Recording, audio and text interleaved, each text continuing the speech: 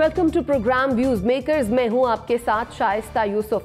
नाज़रीन, पाकिस्तान में इत्तेहादी हुकूमत की जानिब से बजट की तैयारी जारी है।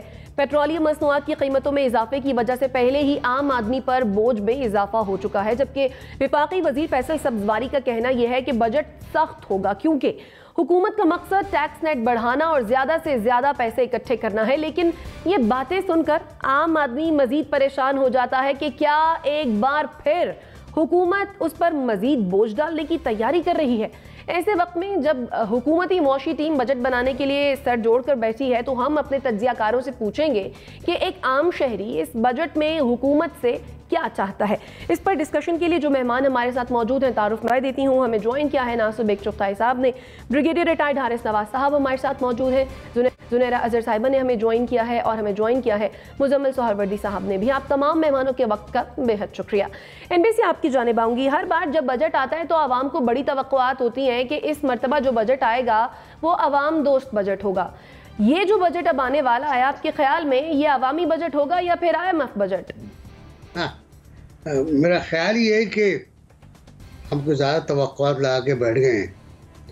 अगर इस बजट में हमें ज़िंदा रहने का हक दे दिया जाए तो यही काफ़ी होगा। जो हालात हैं, जो इन्फ्लेशन है, जो महंगाई है, जिस तरह महंगाई का ग्राफ बढ़ रहा है, जिस तरह आलमी हालात भी हैं, मैं उनको अपने आप से कंपेयर नहीं करता। मेरा अपना मुल्क है, उसके अपने डायनामिक्स हैं, दूसरों के अपने डायनामिक्स हैं। तो उससे तो मुझे नहीं लगता कि बजट में कोई आपको इतनी बड़ी रिलीफ मिलेगी कि आप उसको अवामी कह सकें। अवामी बजट पेश होने का ज़माना ख़त्म हो चुका। वो एक ज़माना था, अच्छा दौर था वो। रिलीफ आवाम को, इन्वेस्टमेंट आती थी, आपकी GDP थी, आपकी एग्रीकल्चर बहुत स्ट्रॉन्ग थी, आपकी कैश क्रॉप आपको डॉलर ला के दिया करती थी, आपकी इंडस्ट्री चलती थी, आपका टेक्सटाइल चलता था। अब तो कुछ भी नहीं रहा ना। कुछ तो वाया चनियोट बांग्लादेश चला गया, कुछ और कहीं और चला गया, और बाकी इंडस्ट्री का आपने हाल देख लिया। रोशनी, लाइट, बिजली, गैस ना होने की वजह से जिम्मेदारी किसी की भी हो। तो मैं समझता हूँ कि अगर हम इस मौके पर इस बजट में महंगाई में कमी के कुछ इक़दाम देख सकें सिंसियरली, तो शायद कुछ बेहतरी हो जाए। रोज़गार की फराहमी के कुछ इक़दाम आ जाएँ। मैं 1 करोड़ नहीं, 50 लाख नहीं, 15-20 लाख के लोगों को रोज़गार मिल जाए, ऐसी इंडस्ट्री लग जाए। कुछ जो टैक्सेस की भरमार है, वो मतलब एक अजीब मुल्क है हमारा कि हम जो इनकम आमदनी होती है उस पर टैक्स देते हैं, फिर जो खर्च करते हैं उस पर टैक्स देते हैं, फिर जो बैंक से ट्रांसफ़र करते हैं बच्चों को उस पर टैक्स देते हैं, फिर जाके जूते खरीदते हैं उस पर टैक्स देते हैं। टैक्स पर टैक्स, मतलब इतने मुझे पता नहीं कितने टैक्स हैं। और ये वो टैक्स हैं जो हमें ऑफिशियली देना पड़ते हैं, बास की रसीद भी नहीं होती। तो टैक्सेस कम हो जाए। अगर टैक्सेस का कम हो जाए और एक आम आदमी की जो तनख्वाह की सेलिंग है इनकम टैक्स की, उसको बढ़ा दिया जाए, 10 लाख 12 लाख तक कर दिया जाए, तो शायद जान में जान आ जाएगी। वरना सूरत हाल बहुत ख़राब है और महंगाई बढ़ती जा रही है, प्रोडक्शन आपकी हो नहीं रही है, और प्रोडक्शन ना होने का नतीजा ये है कि आपके पास अपने गुजारे के लिए आटा नहीं है। सही। मुजम्मिल सोहरवर्दी साहब, आपके ख्याल में इस हुकूमत का जो बजट वो पेश करेगी पिछली हुकूमत से कितना मुख्तलिफ होगा? मुझे नहीं लगता कोई ख़ास मुख्तलिफ हो सकता है। आप 50-60 दिन में कोई नया बजट इस तरह का बना सकें और अपनी नई पॉलिसीज़ को इम्प्लीमेंट कर सकें। ये तो जो पिछले 11 माह में जो कुछ हुआ है उसी पर ही अगली फोरकास्ट बनेगी। लेकिन अगला 1 साल उनकी कारकर्दगी का साल होगा, उस पर उनका अगला बजट देखा जा सकेगा।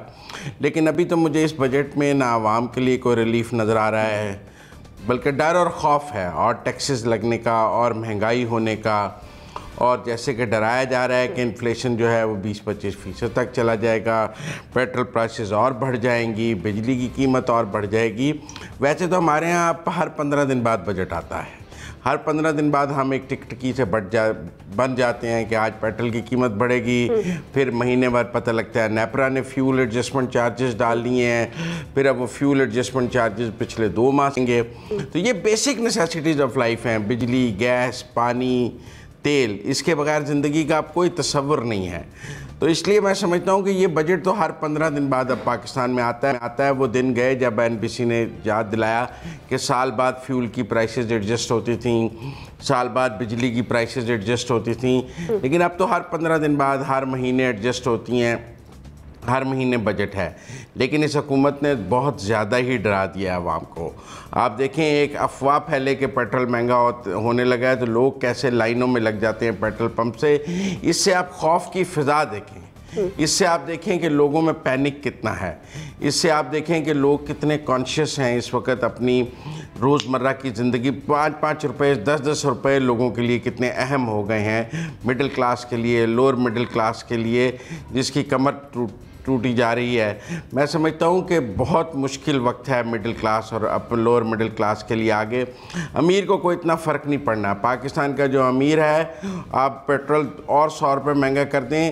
میں تو بلکہ کہتا ہوں کہ جن کے پاس 1500 cc سے بڑی گاڑیاں ہیں ان کو مہنگا دیں. ان کے لیے تو اسپیشل ریٹ رکھتے ہیں پیٹرول کا. جن کا گھر 10 مرلے سے بڑا ہے ان کے لیے بجلی کا اسپیشل ریٹ رکھ دیں. جن کے 5 مرلے 7 مرلے 10 مرلے کے گھر ہیں، جوائنٹ فیملی سسٹمز میں وہ رہ رہی ہیں، آپ ان پر یونٹس کے حساب سے آپ بجلی نہ ڈالیں. کیونکہ اگر 3 فیملیاں اکٹھی رہ رہی ہیں ایک گھر میں تو آپ کیا یونٹ دیکھیں گے؟ وہ 3 فیملیاں رہ رہی ہیں، جوائنٹ فیملی سسٹم ہے یہاں پہ، اور اس گھر میں آپ یہ دیکھیں گے کس کا کتنا بڑا گھر ہے اس سے اتنا بڑا ریٹ لیں. مطلب اگر آپ DHAs میں جائیں، فارم ہاؤسز میں جائیں، 500 روپے کا یونٹ بیچیں ان کو، تاکہ اگر یہ فارم ہاؤس رکھ سکتے ہیں، اگر یہ بڑے گھر رکھ سکتے ہیں، بڑی گاڑیاں رکھ سکتے ہیں، تو 1000 روپے لیٹر پیٹرول خریدیں. 500 روپے کا یونٹ دیکھیں، کہتے ہیں مجھ پہ تو بوجھ نہ ڈالیں. تو لہذا کوئی آؤٹ آف باکس سلوشن بھی مڈل کلاس کے لیے نکالنا پڑے گا، سیلری پیشہ لوگوں کے لیے نکالنا پڑے گا. ابھی NBC نے کہا کہ ہم ہر چیز پر ٹیکس دیتے ہیں، لیکن یہ بھی تو دیکھیں 90% دکانیں ایسی ہیں جہاں سے آپ سبزی چیز خریدیں تو رسید نہیں ملتی ہے. ٹیکس کیا دیتے ہوں گے ہم وہاں پہ؟ مطلب آپ عام کریانے کی دکان پر جائیں وہ کوئی رسید دیتا ہے، عام کپڑے کی دکان پر جائیں وہ کوئی رسید دیتا ہے. آپ چند بڑے برانڈز اور چند بڑے سٹورز ہیں جو رسید اور ٹیکس کی بات کرتے ہیں. جی باقی تو ہمارا ٹیکس سسٹم ایسا ہے کہ 90% دکانوں پہ ریٹیلر پہ کوئی ٹیکس نہیں ہے، وینڈر کوئی ٹیکس نہیں دیتا، دوسرا کوئی ٹیکس نہیں دیتا. تو لہذا ہم جب تک ان سارے شاپ کیپرز کو، وینڈرز کو ٹیکس نیٹ میں نہیں لائیں گے یہ کیسے نظام ٹھیک ہو سکتا ہے؟ یہ تو دن بدن خراب ہی ہوگا. ٹھیک ہے زنیرہ، اگر تو حکومت واقعی چاہتی ہے کہ عوام کے مسائل حل ہوں تو آپ کے خیال میں اس بجٹ میں کن شعبوں کو ٹارگٹ کرنا ہوگا حکومت کو؟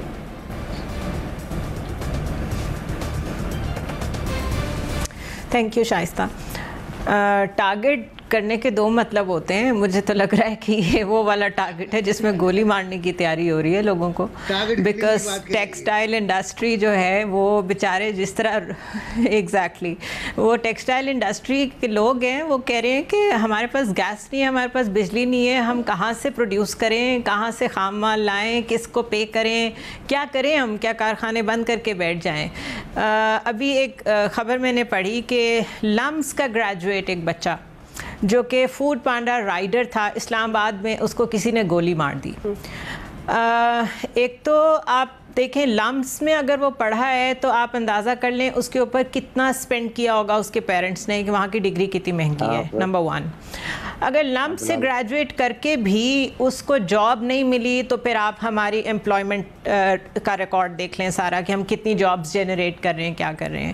اس بیچارے نے، میں سمجھتی ہوں وہ ایک مثال ہے کہ اس نے کہا میں پھر بھی فوڈ پانڈا میں رائڈر کی جاب کر لوں گا، ورنہ بڑی یونیورسٹی سے پڑھ کے بچے نہیں چاہتے چھوٹی جابز کرنا. اس نے وہ کی تو اس کو کرمنلز نے آ لیا. یعنی آپ کے لیے یہاں زندگی گزارنا آپ جتنی مرضی سیکریفائس کر لیں پاکستان میں it has become next to impossible. اور آپ کو اتنے فلسفی ملیں گے جو صرف اپنی پولیٹیکل ایکسپیڈینسی کے لیے آپ کو ایسا فلسفہ سمجھائیں گے کہ آپ اور میں پریشان ہو جائیں گے کہ شاید ہم غلط ہیں. ہر اکانومسٹ ایسی بات کر رہا ہے کہ جس کو امپلیمنٹ ہونے میں 10 سال لگ جائیں گے. ہر ایکسپرٹ اپنی فیلڈ کا اس طرح چیزوں کو انالائز کر رہا ہے، اس طرح گورنمنٹ فگر فجنگ کر رہی ہے ہے, پچھلی گورنمنٹ اپنے کام کو صحیح پروجیکٹ نہیں کر سکی, ایک کیوس ہے.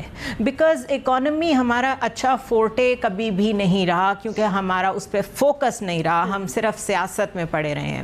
اگر مارچ کے فگرز بہت اچھے آ رہے ہیں, اگر ریکارڈ کلیکشن ہوئی ہے ٹیکسز کی اور ریمیٹنسز کی, آپ کا کامیاب جوان پروگرام, یہ سارے بہت اچھے اگر نمبرز آ رہے ہیں, تو اٹ سمپلی مینس کہ P T I government failed to transpire those figures towards the people, کہ لوگوں کو بتا ہی نہیں سکے کہ یہ سب کچھ اتنا اچھا ہو رہا ہے.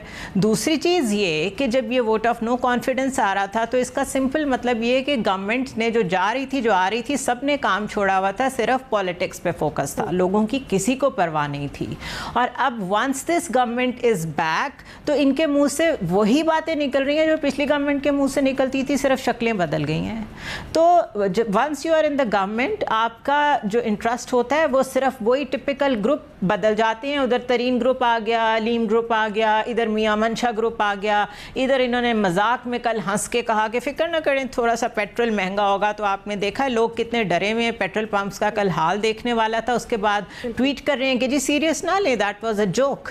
تو this country has become a joke for them, یہ ایک مذاق بن چکا ہے یہ ملک. اور کسی نے یہ بھی لکھا ہوا تھا کہ جرمنی میں جب فیول اتنا مہنگا ہوا تھا تو لوگوں نے اپنی گاڑیاں سڑکوں پہ چھوڑ دی تھیں اور گھروں پہ چلے گئے تھے, تو پاکستان میں بھی یہی کریں. تو میں نے یہ جواب دیا تھا, بھائی آپ کے اسپیئر پارٹس بھی جائیں گے تو آپ کم از کم اپنے گیراج میں پارک کر لیں. مطلب کہاں کی مثال کہاں فٹ کر رہے ہیں. تو اٹس اے کیوس, کوئی بھی صحیح سچویشن نہیں بتا رہا, کوئی پکچر کلیئر نہیں ہے, کسی کو نہیں پتا الیکشن کی طرف جا رہے ہیں کہ بجٹ کی طرف جا رہے ہیں. میں نہیں جانتی کہ